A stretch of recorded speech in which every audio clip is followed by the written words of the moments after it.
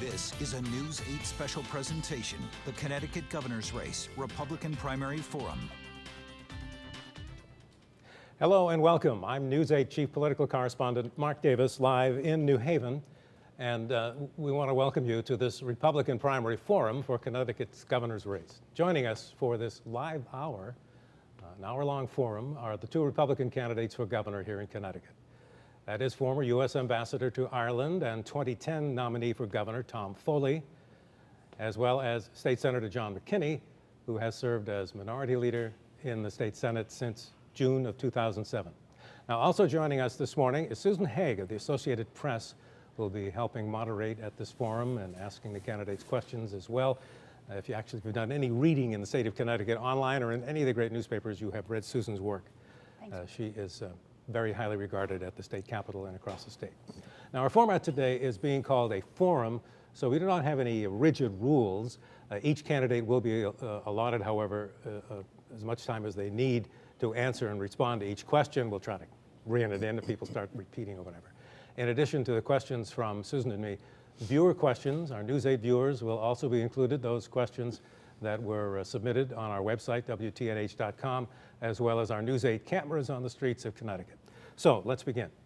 A lot of people are wondering about the gun laws in our state. Dozens of viewers expressed interest in knowing what you plan to do about gun control. We had so many of these, it was kind of hard to pick, but James from Vernon submitted this question online asking, if you are elected governor, do you have any plans to modify or repeal the gun legislation that was pushed through the state government? If you plan to modify the legislation, what are those plans? Let's start with you, John McKinney, because you were intimately involved with this because Newtown's in your district.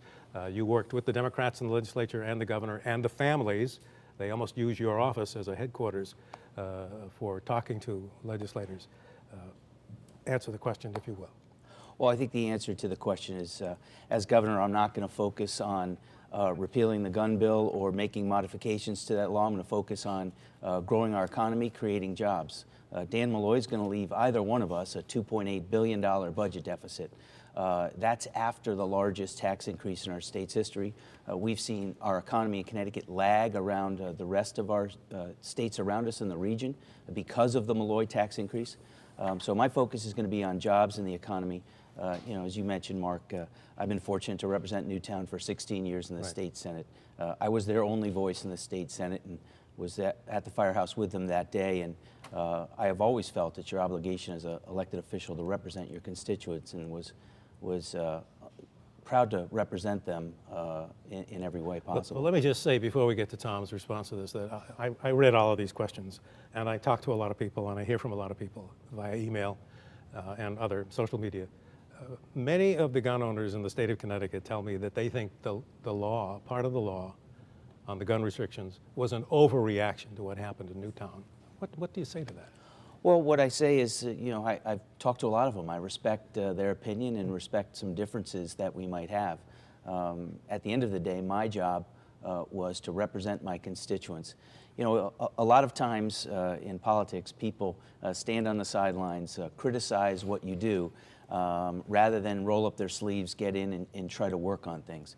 I've never been the type who wants to sit on the sidelines and criticize, and that was the case after Newtown and in every situation since. So, I rolled up my sleeves. I got into the room with an overwhelming majority of Democrats and the governor, who quite frankly wanted to go a lot further than where they did.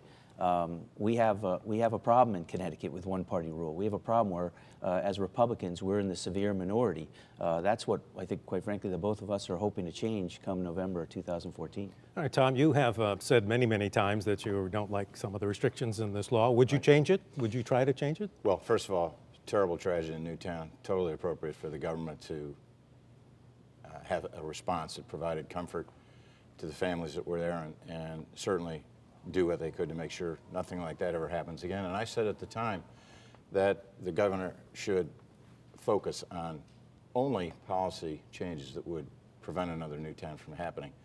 And he went way beyond that. And in some respects, Senator McKinney actually advocated for restrictions that the governor wasn't advocating for. So this was an overreaching bill. It delved into what things did he that advocate that the governor didn't want? Well, certain restrictions on law-abiding gun owners with respect to weapons that wouldn't be permitted in Connecticut or required a license. So many of these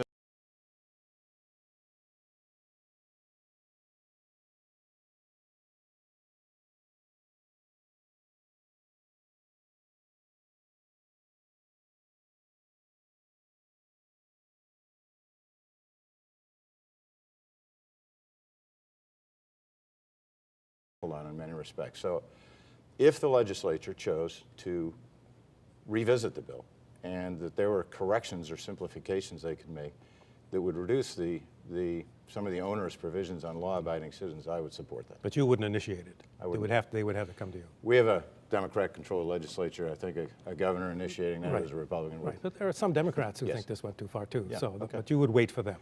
Yes. Any in response, Senator, before we move on? Well, I certainly don't agree that we initiated restrictions beyond what the governor wanted to do. If you read what the governor's task force has come up with, I think you'd be shocked at some of the things they want to do with respect to the right to bear arms in the state of Connecticut. But, you know, one of the things that is frustrating is the fact that, Tom, you've talked about the fact that your bill would have been different and that the restrictions went too far, but you still won't say whether or not you would support a ban on assault weapons or whether you would support a ban on large capacity magazines.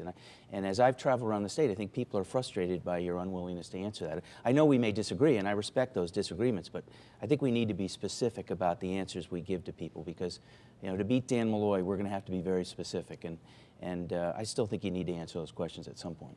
Well, those restrictions have already been made, and as we've recognized, they're unlikely to be changed unless this legislature takes some action. What I've talked about, and I've been very clear about it, Senator, is that this bill failed to address the root cause of what happened in Newtown, which was a mental health problem.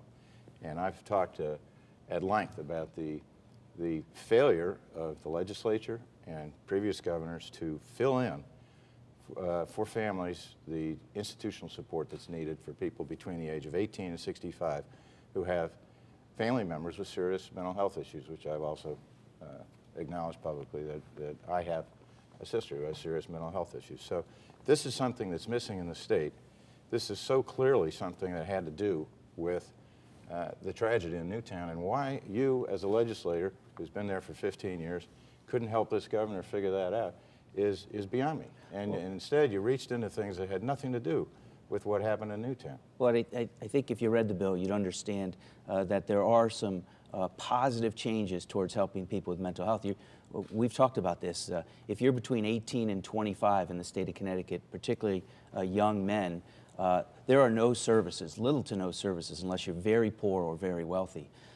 We've made some steps in providing those services. We've taken some steps in terms of identifying kids at a younger age so you can intervene with services at an early age.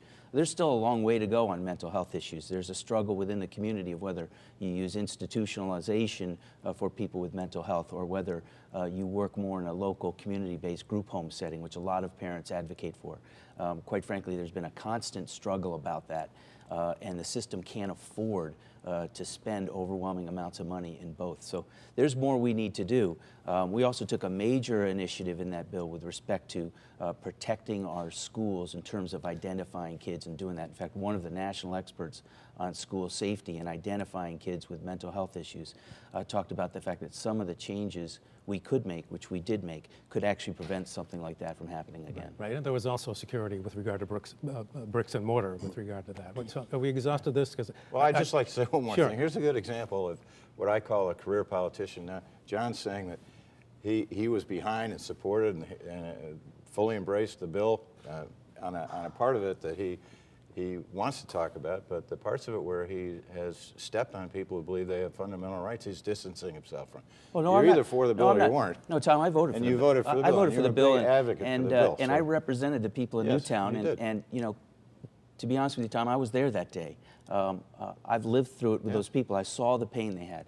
You were 6,500 votes away from being their governor at the time. You didn't offer any help for the people in Newtown during that tragedy. I did vote to restrict assault weapons and large capacity magazines. Good. Would Just you as long as support? that's clear. Would you support a ban on large capacity magazines? It's a yes or no question. I Can you told answer the that? governor at the time that we shouldn't go beyond what would have prevented another Newtown. So you're I'm not against, exactly sure are you what that against was, a ban because on large capacity magazines? Yes or no? I have said that I wouldn't have supported that bill. It would have been a very different bill had I been governor. So with all due respect, you sound like would've- the career politician, because I've said yes, I support it, and you won't say yes or no. That's the career politician answer. Avoid the question, don't answer yes or no. I don't think we're going to go any further on this, but we gave it a lot of time because we got a lot of questions about this. This is obviously going to be a factor in this primary. Susan, let's turn it over to you. Susan Haig of the Associated Press. I was wondering what your opinion is of Connecticut's new medical marijuana industry. They're going to start providing product late summer, early fall. And also, in addition to that, do you support legislation that would legalize marijuana for recreational use? Is that for me? Sure. Yeah. I am concerned about it. I'm very sympathetic with cancer patients and other people with medical needs that believe that medical marijuana will ease their pain or address their problems. But marijuana is a gateway drug, and we have very significant drug abuse problems here in Connecticut. So I'm worried about gateway drugs being present in any form. And so I think we need to be very careful that medical marijuana does not leak out and become available as a gateway drug, particularly for young people in our communities. I do not support recreational use of marijuana in Connecticut. Do you think there are enough protections right now in place so, like you say, the medical marijuana won't leak out? This is something new in Connecticut, and it's forming up as we're speaking. As governor, I would want to make sure that we protected those areas and made sure it did not leak out. I think that would be a very important initiative. Senator? I did not support the medical marijuana law. You know, my mom just passed away of cancer. My father died of AIDS. Both diseases and illnesses that people advocated on behalf of for this law. But at the end of the day, marijuana is still a controlled substance. It's illegal under federal law to possess it. And I don't know how the government in the state of Connecticut and the legislature could pass a law allowing people to violate federal law, commit a crime in effect. And the only reason why they justified it was because they said President Obama said he won't enforce the laws. Well, I find a big problem with that as well. So you can put all the controls in the bill you want, but it's not going to prevent people from getting easier access to marijuana under this bill. I think it's going to lead to legalization, and I would oppose legalization. I've had loved ones and family members who've struggled with addiction issues. Marijuana is clearly a gateway drug. There is evidence that it causes damage to the brain. And I think if you look at what happened in Colorado, where it's now legal, they have sent a message in Colorado to teenagers and young children across the state that marijuana is not that bad. And we're going to see more teenagers and young kids start using drugs in Colorado because of the legalization. And I certainly hope we don't do that in Connecticut. Doesn't sound like there's a lot of disagreement on this issue. So shall we move on? Okay. If you're just joining us, that's Susan Haig of the Associated Press News Service. I'm Chief Political Correspondent Mark Davis, live here in New Haven, and we're here with the two Republican candidates for governor who are facing off in the primary on Tuesday. Now, here at News 8, we always have your back, as you know. Our cameras hit the streets this week to find out what people would like to ask the candidates, as well as soliciting them on the website. Listen carefully now for a question from Brenda in Burlington. I would ask what their position is on the income tax and whether or not they would make any changes or modifications to it. All right, now a lot of people directed this question towards Senator McKinney because of your campaign advertisements that have made a big deal about this. So why don't we start with you and then come back to Mr. Sure, and I hope Brenda's watching, and thank her for the question. Mark, we fundamentally, and I'm sure Tom and I agree on this, the state of Connecticut spends too much money and our government's too big. Dave Walker and I have put together a plan to reduce state spending $1.4 billion in the first year, shrink the size of state government, and when you do that, you balance your budget, create a surplus, and we believe there needs to be tax relief because of the financial situation the governor has left us. We've targeted our tax relief at a large group of people at the middle class, under $75,000. So we'll eliminate the income tax in the second year for anyone who makes $75,000 This is or couples? less. It's any individual who files, whether they file jointly or separately, at $75,000 or less. It affects 1 million of about 1.7 million taxpayers in the state of Connecticut. Governor Malloy gave us the largest tax increase in history, $1.8 billion. Most of that was paid by the middle class, so they're the ones who deserve the tax relief What's first. the revenue loss to the state? The revenue loss is about $750 million. That's a conservative So you figure. think you can cut that much? We know we can do it. If you reduce spending $1.4 billion in the first year, hold that tight in the second year, you've got almost $450 million towards a $750 million tax cut, and we use very conservative economic growth assumptions. The governor, when he goes talking about the fact that we don't have a budget deficit, which shows you how out of touch Governor Malloy is, he uses economic growth projections that no economist and no business leader predicts. Tom, so are you ready to cut the income tax? Hey, I've been very specific about what I would do. I would cut the sales tax first by 0.5%. It's a very broad-based tax. It saves everybody Well, see, it's money. 6.35 now. Right, it will go down to 5.85. And that puts money in everybody's pockets. Senator McKinney's proposal is very narrow. It would only help some people and not help others. So I have more broad-based tax relief planned. And then I want to look at, among other tax relief, I've talked about the business entity tax and getting rid of any tax that costs more to collect than it generates in revenue. But we need to stand back and look at comprehensive tax reform. And within that, I think there are adjustments to the income tax that would keep businesses and keep people from leaving the state of Connecticut. But the problem with Senator McKinney's proposal is when you add up all the numbers, I think Malloy math might be contagious here. They don't add up. And with Senator McKinney's proposal, he'd have to raise somebody else's taxes in order to provide that tax relief. So the question, that's kind of the unanswered question, whose taxes is he going to raise and by how much? Under your plan, a $10 item would go down about $1. It doesn't sound like very much. Well, you'd be surprised. It's about $300 million that people pay, and it falls disproportionately on people who are on tight budgets. It's the most regressive tax we have. So the people Right, because it affects everyone. Right. It affects, well, no, it falls harder on lower income people than higher income people. And so that's a liberal Democratic argument, you know that. well, but it's the biggest stimulator on the economy because those people will spend that tax increase. People who have more income won't spend it, they'll save it, and that doesn't have the same effect on jobs.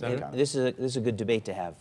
Tom's called my tax relief program, which affects 1 million tax filers out of 1.7, so more than 50% of the tax filers in the state narrow. He's admitted that his tax cut is about $300 million. Our tax cut is $750 million.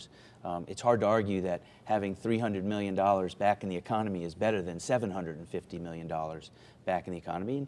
And we'd like to give tax relief to everybody. But when you're looking at how you can provide tax relief first, given the fact that we're facing significant budget deficits, focusing on the middle class because they got hit the hardest by Dan Malloy, we think is most important. For example, Connecticut taxes pensions and Social Security more than other states. It's why so many of our seniors leave for places like Florida.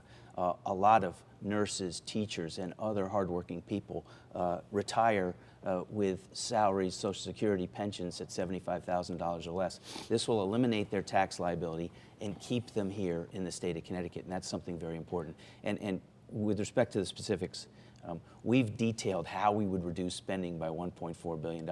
We've put the numbers out there. We've been criticized for it because, quite frankly, they're very tough decisions you have to make. But I know that because I've actually built state budgets, line by line, department by department, agency by agency. I know how to do that. That's one of the reasons why I'm the better candidate to run for governor. So there will be no tax increases in our budget. Nobody's suggested that other than you here today, Tom. Well, it should be noted here that Governor Malloy said back in April that he didn't think he could do anything but cut taxes in the second term, but he was talking about the kinds of things that you're talking about, little tiny ones. All right, actually, there isn't enough time in this segment to go to another question, so why don't we take the break? We'll have more with the Republican candidates for governor running in Tuesday's primary coming up. Stay with us.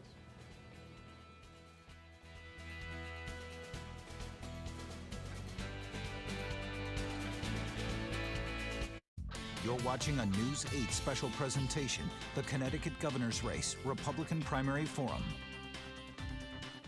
Hello and welcome back. I'm News 8 Chief Political Correspondent Mark Davis, here live in New Haven today with the two Republican candidates for governor running in Tuesday's primary, as well as Susan Haig from the Associated Press News Service. And she has the next question. So Susan, just to follow up again a little bit about the budget type issues, where are there places in the budget where you both think should be streamlined? Which agencies do you think should be made smaller? Which programs? And on the flip side, are there areas where you think more resources need to be dedicated? Well, I think in a first instance, we have to look at management in the state of Connecticut. Study after study has shown that our state employee levels are top-heavy. And even Dan Malloy, when he ran for governor in 2010, talked about this. The difference is he did nothing about it. In part of our plan, we've been very specific that we will look at streamlining and making efficient our management structure in the state.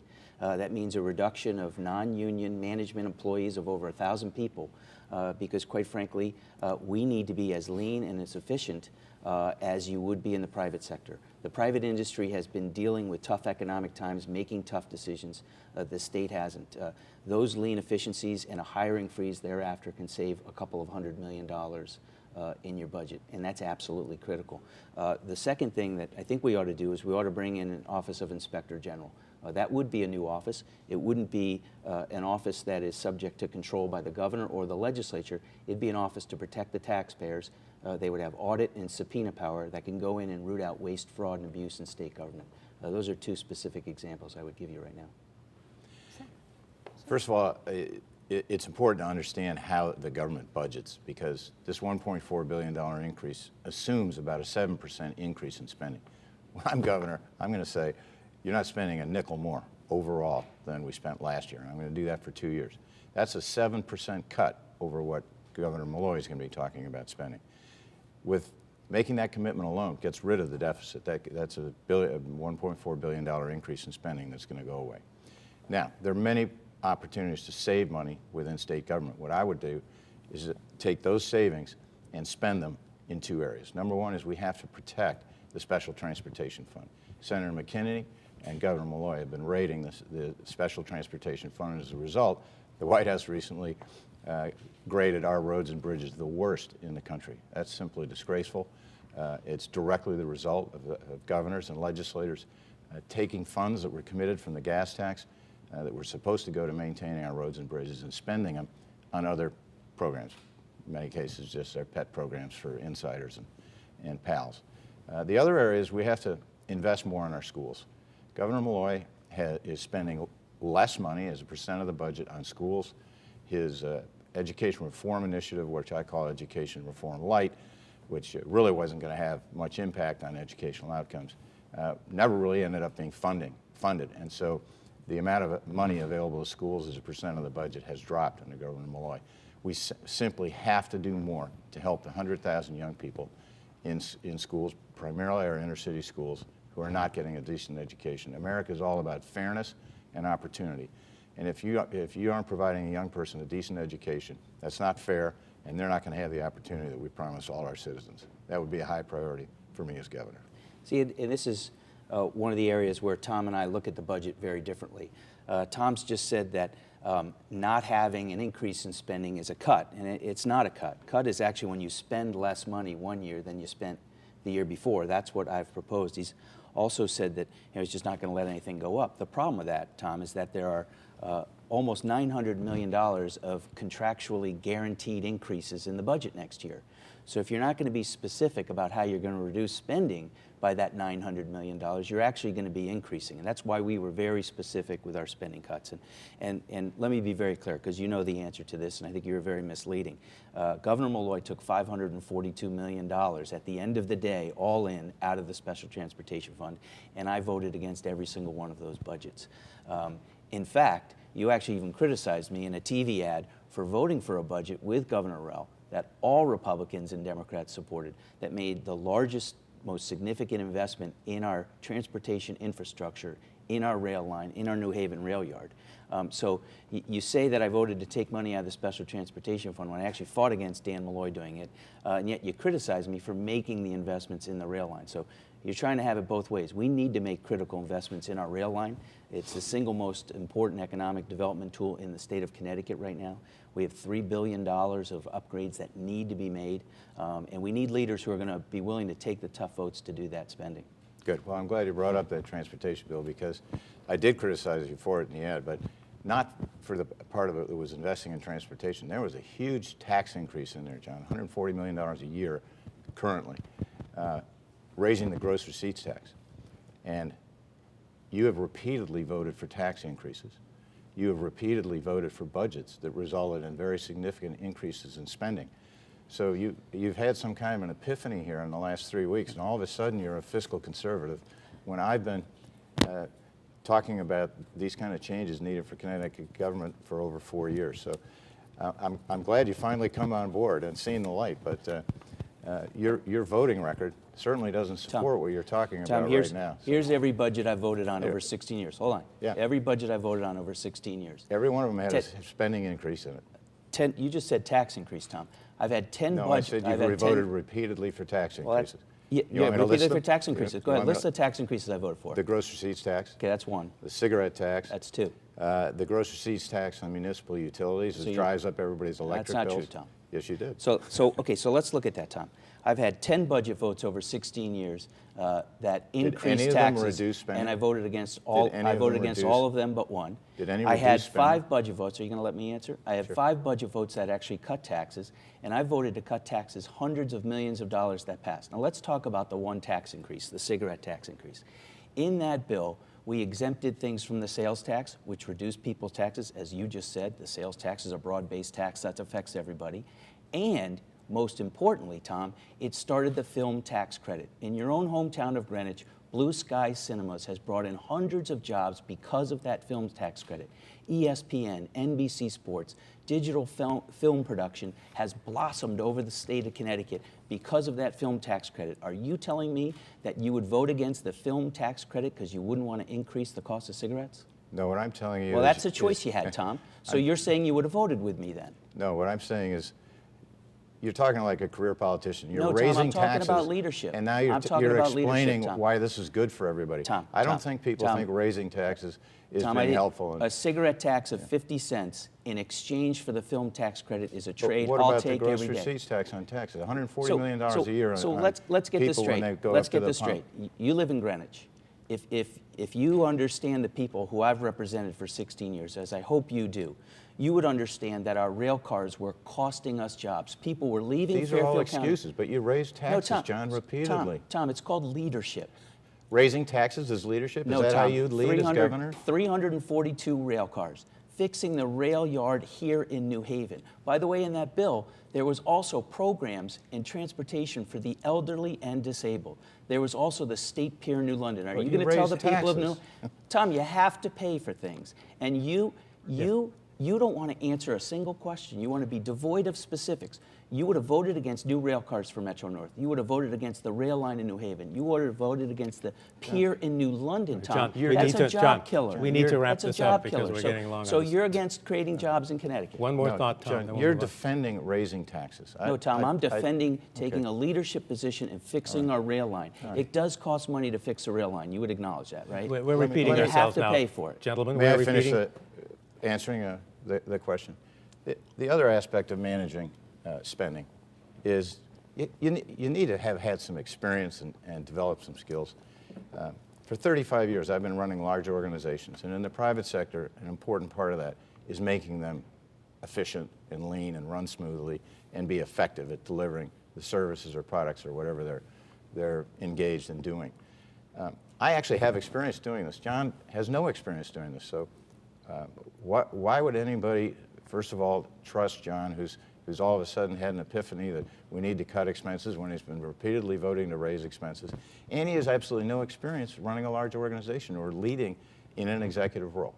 And this is a great point because Republican governors across the country, John Kasich in Ohio, Chris Christie, who endorsed you because of all your fundraising in New Jersey, Nikki Haley in South Carolina, Scott Walker in Wisconsin, their backgrounds, like mine, Tom, legislative experience, working in government, none of them had the background you have. The best Republican governors in our country didn't manage anything like you say. Their experience was like mine. That's why I'm the better candidate to be governor. Okay, hold it right there. Just for those of you who are Googling, wondering what the gross receipts tax is, a lot of people don't know. That's a percentage of the wholesale price of gas and oil. Right now, obviously, it's going down because the price of gas and oil is going down, but it goes up and down. That's what the gross receipts tax is. All right, before we go to the break, we have time for this question? Okay, let's hear from Maureen. Listen carefully in Southington. Listen. I would ask them how they are going to keep businesses in Connecticut. This viewer is obviously a Republican because this is a big Republican issue. Well, Malloy says it's his issue too. Shall we start with Tom Foley? Right. So I come out of the private sector. I've run businesses. I'm a businessman. And so I know what businesses need to hear in order to either stay in Connecticut and continue to invest here and grow, or to come here. And what this governor's been doing, with Senator McKinney's support, because he voted for his First Five program and other corporate welfare programs, is he's anti-business. So a lot of the mandates that the legislature and this governor have put on businesses that raise their costs and raise their cost of electricity, for example, also raise it for consumers, compliance costs, overzealous regulatory environment. These are things that drive businesses out of the state. Malloy says the price of electricity has gone down during his term.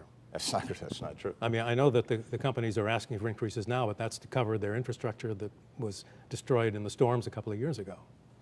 That's only to be expected, isn't it? You think electricity prices have come down in Connecticut? The generation rates are, he says they've come down. Well, electric bills have not come down. So, both for consumers and for businesses. So these are all things that make moving more attractive to other environments. But what's wrong with the First Five? I mean, that's so here's those are what's programs wrong with it, because the reason we need it is because the state's anti-business from the mandates and other costs that are put on employers. So they have to bribe employers to stay here with hundreds of millions of dollars, actually over $1 billion of taxpayer money to get companies like UTC to stay here, even though shortly after signing the agreement, they're moving executive jobs to Florida, apparently. $300 million to get Jackson Labs to come here for 300 jobs, $1 million of taxpayer money per job. That makes absolutely no sense. So Senator McKinney voted for this bill. All you have to do is stop being anti-business, and you don't have to hand out all this corporate welfare Tom, I voted against the Jackson Labs bill, and you know that. But you voted for the First Five program. No, Tom, there was never a vote on giving $115 million to Ray Dalio. There was never a vote to give money to Cigna or Alexion or ESPN. The governor initially talked about funding to bring companies who are not in Connecticut into Connecticut, which Jody Rell, John Rowland, Lowell Weicker, Bill O'Neill have all used that tactic, and I think you and I would probably use that as well. How do we fix jobs in our economy? First, the state has to get its fiscal house in order. We need to balance our budget. We need to reduce spending. We need to shrink the size of state government. Then we need to give tax relief to people and businesses across the state of Connecticut. Business leaders will not invest in the state of Connecticut because they can't trust government. We need to get our long-term debt under control. One of the differences Tom and I have is he's okay with Dan Malloy's deal with the union. I'm not.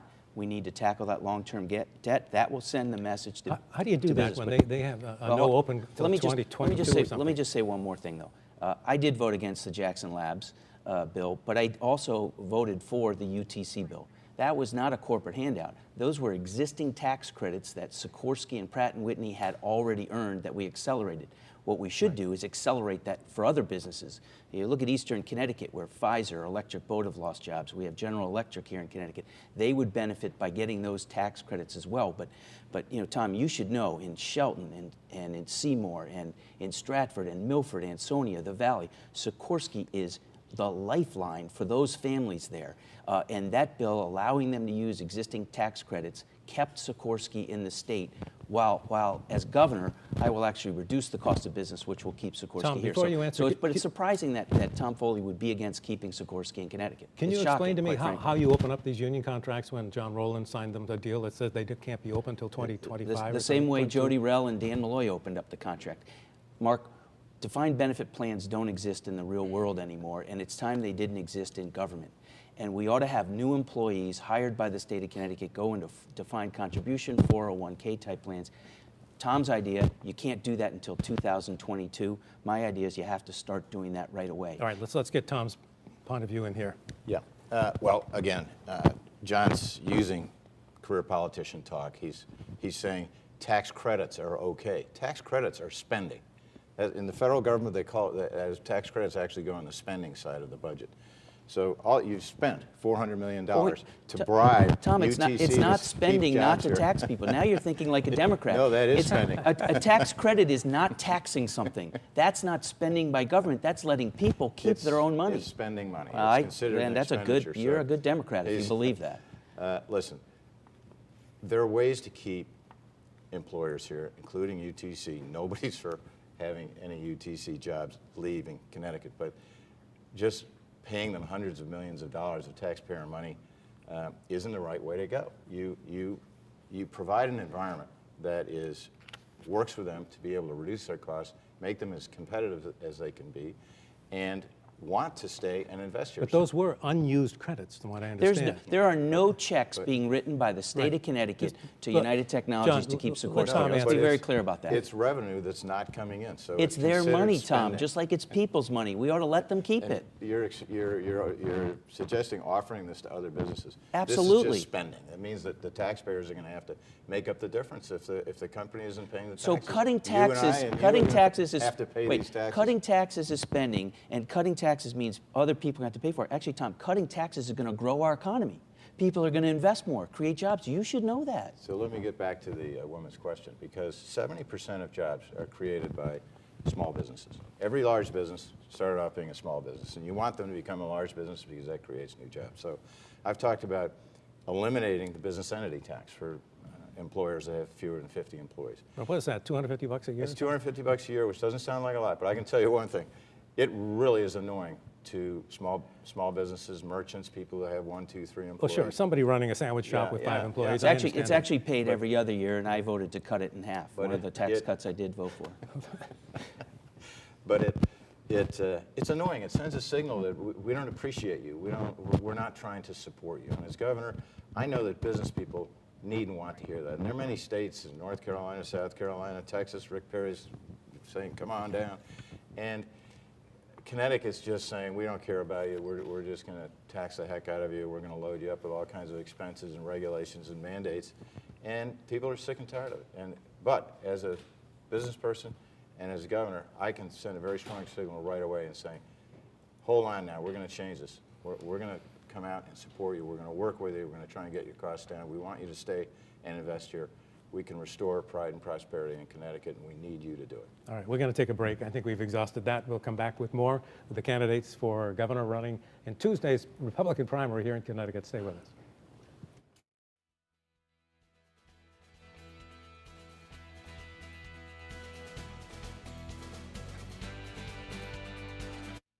You're watching a News 8 special presentation, the Connecticut Governor's Race, Republican Primary Forum. Hello again. I'm Chief Political Correspondent Mark Davis here with the 2 Republican candidates running for governor in Tuesday's primary, as well as Susan Haig from the Associated Press News Service, joining us live for this Republican Party primary forum in the Connecticut governor's race. Now, many families across the state are wondering about Common Core. Matthew, a teacher, submitted this question on our website, WTNH.com. Recently, the Common Core curriculum has become a hot topic debate and a subject to propaganda, he says. What do you know about Common Core? What is your plan to deal with Common Core? Does it need to be dealt with? If so, what parts exactly need to change? And how do you plan on changing them? I think Tom started the last time, so why don't we have John start this time? Well, I think Matthew, for his question, my older brother's been a public school teacher in the Bridgeport Public Schools for over 20 years. And I fully understand through his experiences how difficult it is to be a teacher on the front lines. My 3 kids went to our public schools in Fairfield. Common Core was passed by bureaucrats. The State Board of Education passed it in 2010. We never got a vote in the state legislature on it, and it's now been imposed and implemented horribly by Governor Malloy and Commissioner Pryor. That's why I called for the resignation of Commissioner Pryor. Top-down policies don't work. Education policies need to be grounded at the front lines by teachers and administrators. Teachers and administrators were never asked to buy into or support or create Common Core curriculum standards. And that's why, as governor, I've said I'm going to repeal it. I'm going to appoint a commissioner who has experience in the Connecticut public school classrooms, and we're going to start talking to teachers, parents, and administrators across the state to build the right curriculum for us here in Connecticut. The top-down approach, Common Core, doesn't work. We can't have it in some schools versus others. We need to get rid of it altogether. Tom Foley. Yeah. Senator McKinney voted for Governor Malloy's education bill and education initiative, and his implementation of Common Core was very much part of this. I've been very outspoken against mandating Common Core across the state. I believe in, and I think it's fundamental to the greatness of America, that local control, when it works, is the best option. And for Governor Malloy to have come in and mandated teacher evaluations and Common Core assessments on all schools in Connecticut, many of which are some of the best schools in the country, is a mistake. Again, I have private sector experience. I'm a problem solver. I know that if you're going to be an effective problem solver and make change, don't go fixing problems and fixing things that aren't broken. And so in towns with very good school districts and excellent schools that already have very good assessments and teacher evaluation protocols, they were loading extra work on them, takes teachers out of the classroom. Very annoying, very ineffective, and I'm certainly against it. Mark, you can't have, clear about that. Part of Common Core is the Smarter Balanced Assessment Test. It's a horrible test. Most of our kids haven't even been taught the subjects that are tested there. My own 8th grader last year, who was taking algebra, said, you know, half of the math questions they had never been taught. But you can't have that test in some school districts, not in others, which is why you have to get rid of it. With respect to Governor Malloy's education reform, Common Core, let's be very clear, because you ought to know this, Tom. Common Core was passed in 2010 and was implemented in 2010. Governor Malloy and the commissioner accelerating and doing things had nothing to do with that bill. That was not part of the education reform bill. You ought to know the difference between when the State Board of Education passed it and made it uniform in Connecticut. That was 2010. We never got a vote in the legislature. In fact, it was Republicans in the legislature who demanded and got a public hearing on it, so that all the parents across the state who are frustrated by it, as I was as a parent of a public school child, actually got to have their voices heard. It's the first time they ever got to express their voices about Common Core, and it was because of Republicans in the legislature. Well, Senator, you've been standing by for 15 years. Well, a lot of bad things have happened here in Connecticut, including Common Core. I don't recall you speaking out against Common Core in 2010 when the bureaucrats passed it, and whether or not that you consider that implementation, or whether, when Governor Malloy forced everybody to take it, that's implementation. But it's only pretty recently that I've heard you talking out against Common Core. Tom, it was passed in 2010 by the State Board of Education when Jody Rell was governor. Did you object to it You at were the time? running for governor in 2010, Right. and you never mentioned Common Core. Let's look at every single interview you ever gave. Never once. It had just passed. You were running for governor. You would have been in charge of our education system. You want to say I didn't criticize it. You wanted to be governor. Did you ever speak and you out never against it? mentioned You were an Common- elected official at the time. Tom, the bureaucrats at the State Board of Ed passed it. We didn't even Did you get a speak chance out to vote against on it. Did you? You didn't. You were an So elected there you go. official. I wasn't running. Tom, the you wanted to be government at the governor. time. You wanted to be governor. Tom, would you change the commissioner? That's what he wants to do. I've already called for Yeah, him to I be think fired. we need a new team in there. I think it's important when you're taking a major change in direction on policy, going to what I consider smarter policies, a new direction for the state. We need a new team in there. I think we have time for one more question, and then there's each of these candidates is going to get a chance to make a final pitch to the voters. So, Susan, give a question here. We'll keep tabs on the time here. Go ahead.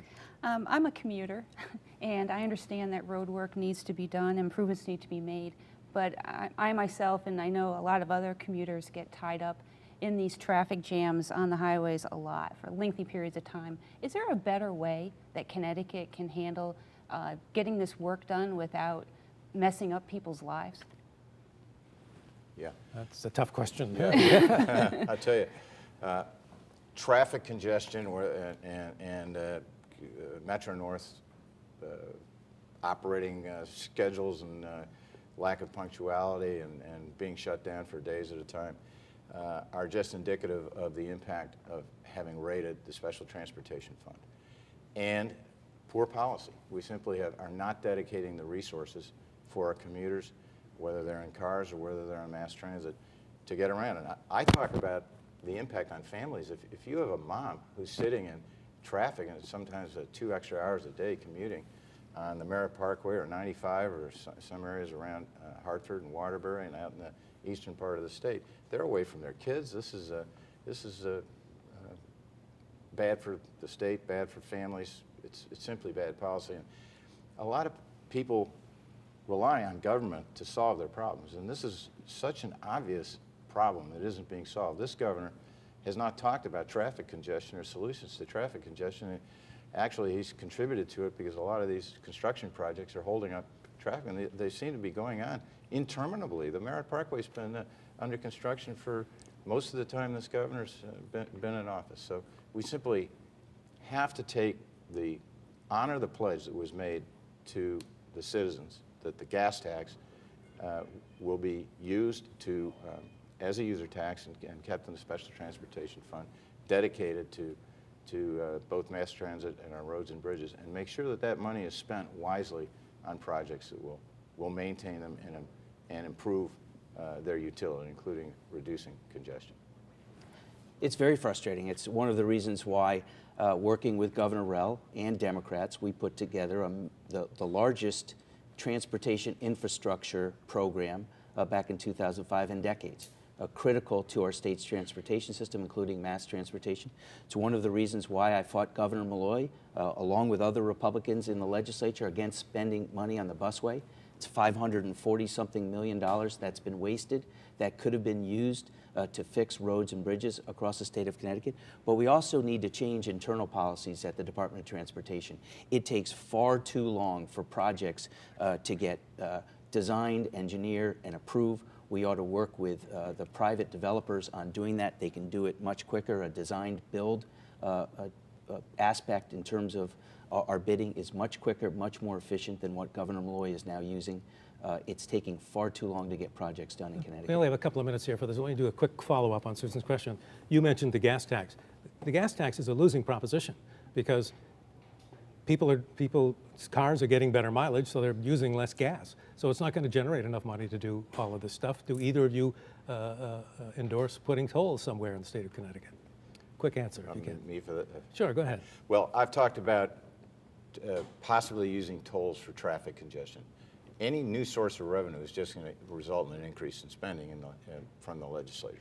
So if it could be shown that tolls would reduce traffic congestion, could be used, and you could get a one-to-one offset with the gas tax, I might. You mean offsetting the losses in the gas tax? Whatever revenue is generated from tolls, you'd have a dollar-for-dollar reduction in the gas tax. That's I'm not going to support tolls. It's just a new tax on already overburdened taxpayers. Congestion mitigation pricing is a toll, and it's just going to push people off onto our back roads and our main streets across Connecticut because we don't have the mass transportation.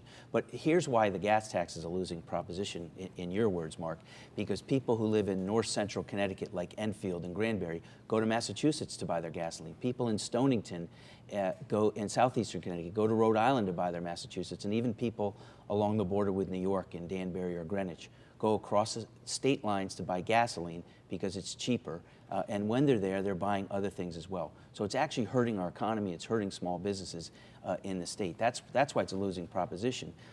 And when Governor Rowland was in office and we voted to cut the gasoline tax, we actually saw gas tax revenue increase because people were staying home to buy their gasoline. Right.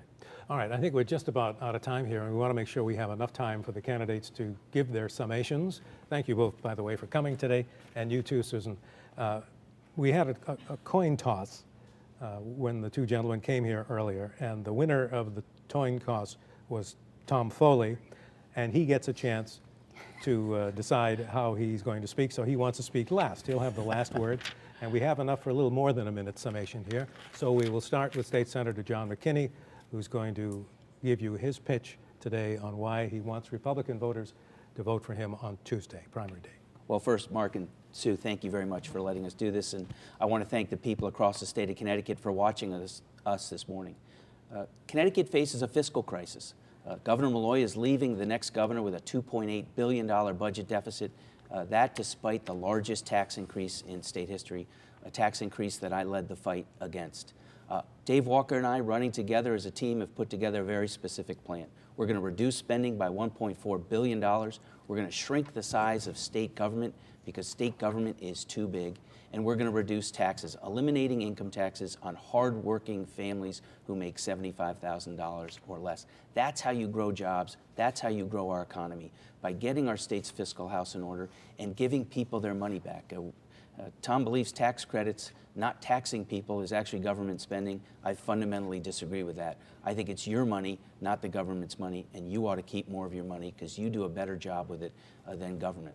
The choice is clear. We cannot allow Dan Malloy to have another 4 years in office. We've seen job-killing tax increases, spending increases across the state of Connecticut. I've led the fight against Dan Malloy for 4 years. I'm the candidate who can stand up, go toe-to-toe with Dan Malloy, and I ask for your vote next Tuesday. Thank you. Well, your timing is very good because you were just about to be wrapped up. So thanks very much. Tom Foley, it's your turn. You have the last word. The voters will have a very simple choice on November 4th coming up. Do you approve of the job that Governor Malloy has been doing over the last 4 years? Do you think things are going well in Connecticut? Or do you think we ought to be heading in a different direction with different policies and new leadership? I've been traveling all around the state. I think the answers I'm getting from people is very clear. People want to head in a different direction. They're not happy with Governor Malloy. He's had his chance. He's had his 4 years. And it's time to head in a different direction under smarter policies and new leadership. I have talked about addressing the fiscal challenges in the state. We simply have to provide tax relief for the citizens. We have to get control over spending. I have 35 years of experience doing exactly that in the private sector with large organizations.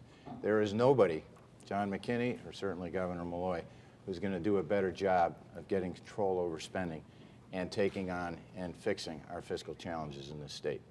With respect to jobs, far too many people in Connecticut still do not have jobs. Many people who have jobs don't have as good a job as they had before Governor Malloy was elected. And so families are under an awful lot of pressure. Coming out of the private sector, having run companies, I understand what employers need and want to hear in order to stay here in Connecticut and grow their businesses. So a change in direction. I'm not a career politician. As I said, I come out of the private sector. I will come and represent regular, everyday citizens at the Capitol. I'm not an insider. I'm not part of the status quo. So that's talking about the choice you'll have in November. You have the same choice on Tuesday of this week.